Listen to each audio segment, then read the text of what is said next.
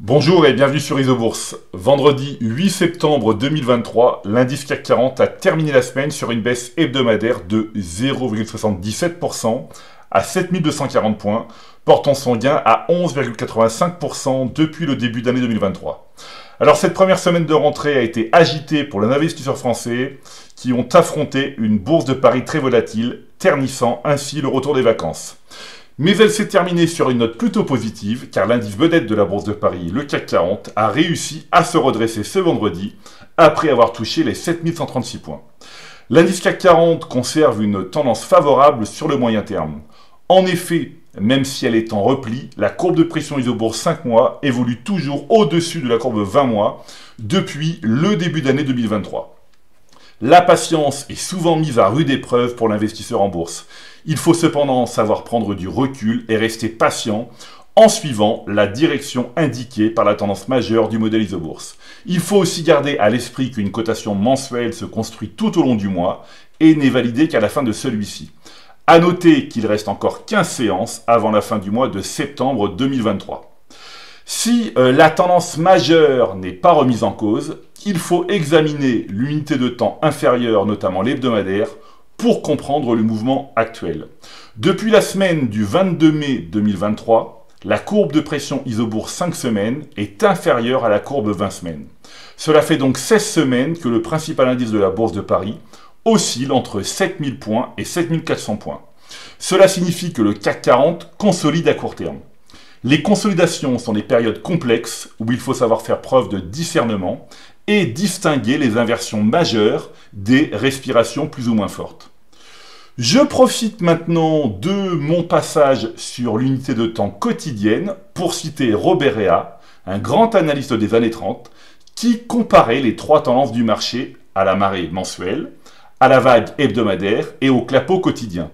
Il pensait que les investisseurs devaient traiter dans le sens de la marée, profiter des vagues, mais ignorer le clapot. Eh bien, nous sommes en 2023 et nous n'allons toujours pas nous attarder sur le clapot très court terme. Alors, après avoir analysé les trois tendances du CAC 40, je vous propose maintenant d'étudier les composants de l'indice parisien. L'analyse des 40 plus grosses valeurs cotées à Paris montre que plus de la moitié des actions sont favorables à moyen terme, malgré un recul depuis 3 mois. La rigueur, la sélectivité et la diversification sont les clés pour s'adapter aux conditions actuelles du marché. Comme je le dis souvent, il faut conserver les valeurs qui ont une bonne dynamique à moyen terme et rester à l'écart des autres.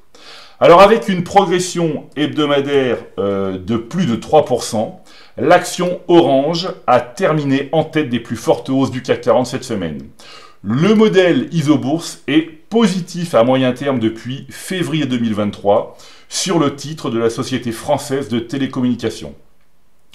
Avec un gain proche de 3% sur la semaine, c'est l'action Renault qui a pris la deuxième position du palmarès hebdomadaire. Le modèle Isobourse est positif à moyen terme depuis septembre 2022 sur l'action de la marque aux losanges. Alors le titre Renault progresse de 31% depuis le croisement haussier des courbes de pression Isobourse 5 et 20 mois. À la troisième place maintenant, c'est l'action Thales qui a progressé de 2,55% sur la semaine.